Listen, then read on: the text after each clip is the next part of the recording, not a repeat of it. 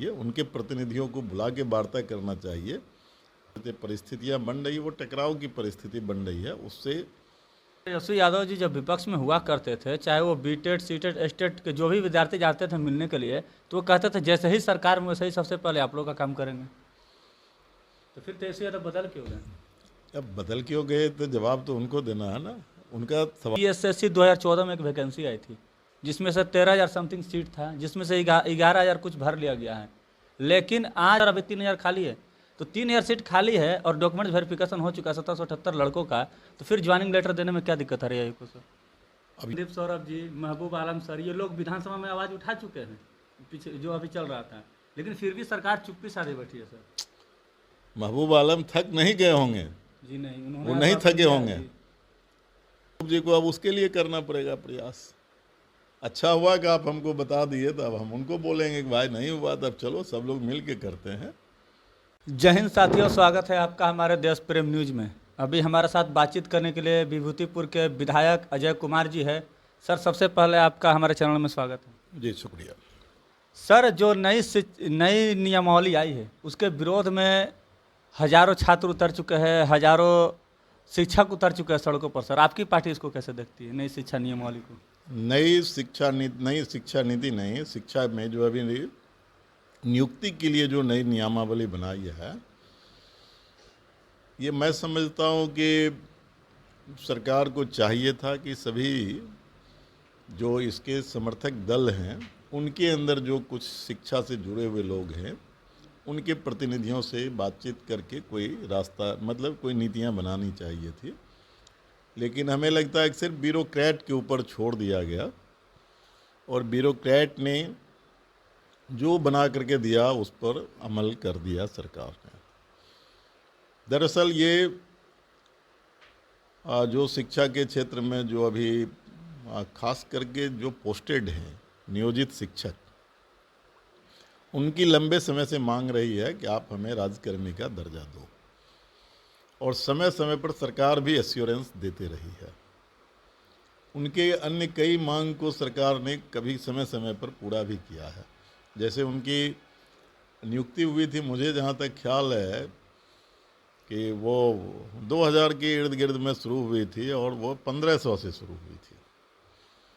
आज उसी शिक्षक को मिल रहा है कितना, तो 39,000 मिल रहा है, ये जान लीजिए। तो उनके वेतन जो है वो एक, आज हम कह सकते हैं कि उनको वेतन आज सम्मानजनक मिल रहा है।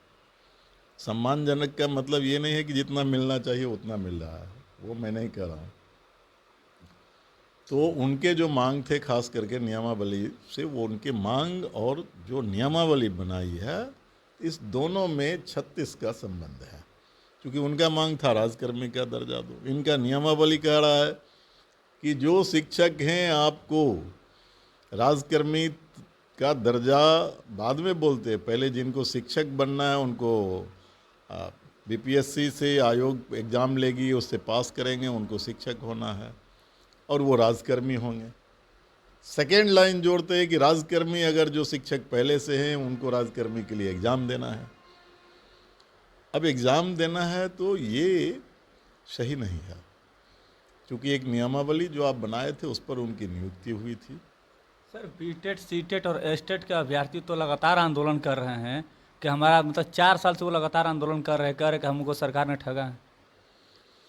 बिल्कुल, सरकार ने आश्वासन दिया था कि आपको हम एकोमोडेट करेंगे, मतलब आपको नियुक्ति देंगे। मैं भी सदन में उठाया था, तो सरकार बोली थी कि जल्दी ही नियमावली बना करके हम उनको करेंगे। लेकिन जो नियमावली बनाया उसमें उनको एकोमोडेट ना करके उनको एक्सक्लूड कर दिया है।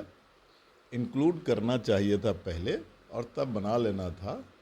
तो इससे जो नियमावली खास करके शिक्षक को या एसटीईटी पास, उसका कहना है, सही कहना है कि मैं तो एक एग्ज़ाम आपके कहने से मैं दिया, एक एग्ज़ाम दे करके तो मैं बीएड किया, अब कौन एग्ज़ाम दे करके हम जाएंगे?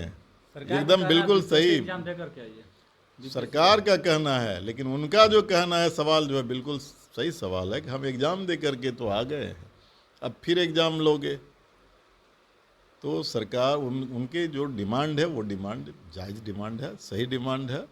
और शिक्षक जो हड़ताल में जा रहे हैं या आंदोलन की तैयारी कर रहे हैं, उनके भी डिमांड 20 तारीख को ऐलान कर चुके हैं, 20 तारीख से वो करेंगे। हाँ, तो उनके भी डिमांड बिल्कुल सही है।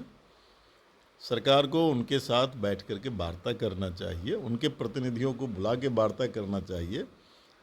और जो अभी खास करके जो हम समझते परिस्थितियां बन रही है, वो टकराव की परिस्थिति बन रही है, उससे काम नहीं चलने वाला है।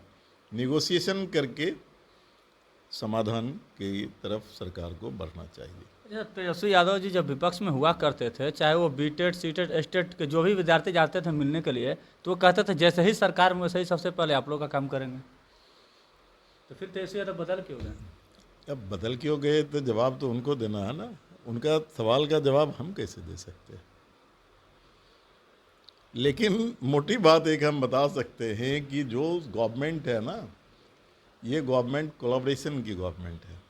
जदयू है, राजद है, सात कांग्रेस है, नहीं 7 पार्टी नहीं, ये 3 पार्टी और हम 4 पार्टी गवर्नमेंट में शामिल है। बाकी जो 3 पार्टियां हैं, सीपीएम, सीपीआई, माले, ये बाहर से समर्थन करती है। तो बाहर से समर्थन करना अलग बात है, सरकार में शामिल होना अलग बात है। हम लोग सरकार में क्यों शामिल नहीं हुए? सरकार में आने के लिए तो सरकार कह ही रही थी कि आप लोग भी शामिल हो जाइए। तो हम लोग जानते थे कि सरकार में शामिल होकर के अपनी नीतियों को हम लागू नहीं करवा पाएंगे, क्योंकि हमारी संख्या कम है। तो हमें उनकी नीतियों को लागू करना पड़ेगा, इसीलिए हम लोग शामिल नहीं हुए। जो लोग शामिल हुए हैं तो उनका जो एश्योरेंस कुछ था, तो उनका जवाब तो उनसे लेना है। लेकिन अब राजद मतलब ये आपको तेजस्वी जी कुछ, उप मुख्यमंत्री जी सोचते होंगे, मुख्यमंत्री जी कुछ सोचते होंगे। आपको क्या लगता है कि समझ में कोई अंतर नहीं होगा क्या? जरूर होगा, हर इंसान के समझ में अंतर होगा। अब कई मौके पर हम आपको याद दिला सकते हैं, हाउस चल रही थी और हम लोग किसान के सवाल को उठा रहे थे, 3 कृषि कानून के सवाल पर जो आंदोलन चल रहा था।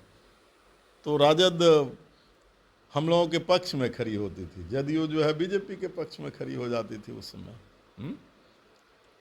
दूसरा और कई मसले हैं, बहुत सारे ऐसे मसले हैं। सीएए के कानून पर भी तो अलग अलग था रोक। आखिरी बात ये बताइए सर कि जो बीएसएससी 2014 में एक वैकेंसी आई थी, जिसमें से 13,000 समथिंग सीट था, जिसमें से 11,000 कुछ भर लिया गया है, लेकिन आज भी 1778 लड़के को बाहर का रास्ता इसलिए दिखाया गया, जबकि उनका लास्ट प्रक्रिया सर डॉक्यूमेंट्स प्रक्रिया होता है।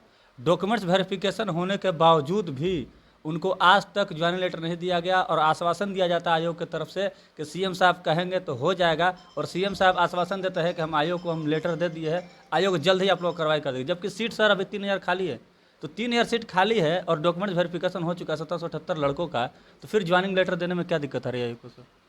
अब ये जो आप बोल रहे हैं कि अगर पेपर हम लोगों के सामने कुछ मिले, हमको लगता है इधर बैठे हुए कुछ उस तरह का सवाल लेके आए होंगे, दूसरा सवाल उनका है।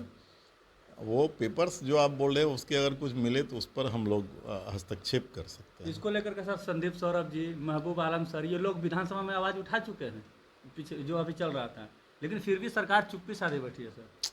तो देखिए, मैं कह रहा हूँ कि मेरे पास अगर कुछ उसके पेपर्स मिलेंगे तो सरकार पर हस्तक्षेप हम लोग करेंगे। महबूब आलम थक नहीं गए होंगे जी नहीं, वो नहीं थके होंगे। होता क्या है कि जब एक बात को हम उठाए, एक सवाल को हम उठाए, पूरा नहीं हुआ तो हम कोशिश करते हैं कि सभी एमएलए को लेकर के उठावे। तो महबूब जी को अब उसके लिए करना पड़ेगा प्रयास। अच्छा हुआ कि आप हमको बता दिए, तो अब हम उनको बोलेंगे कि भाई नहीं हुआ, तब चलो सब लोग मिल के करते हैं। वो करना पड़ेगा। सरकार जो कह दिया है, हाउस में एश्योरेंस दे दिया, तो वो मैं आपको बता रहा हूँ वो करना ही पड़ेगा उसको। हाउस का एश्योरेंस जो होता है वो सरकार से ऊपर का है। हाउस के एश्योरेंस को सरकार नहीं बदल सकती है। सरकार का बोल देना बाहर में अलग बात है, लेकिन सदन में बोल देना वो सदन की प्रॉपर्टी हो जाती है। तो साथियों, आप सुन रहे थे विभूतिपुर के विधायक अजय कुमार जी को। तो साथियों, आपकी क्या प्रतिक्रिया है, कमेंट्स के जवाब जरूर दें। अगर आप हमें यूट्यूब पर देख रहे हैं तो सब्सक्राइब करें, फेसबुक पर देख रहे हैं तो फॉलो और शेयर जरूर करें। धन्यवाद। देख रहे हैं देश प्रेम न्यूज।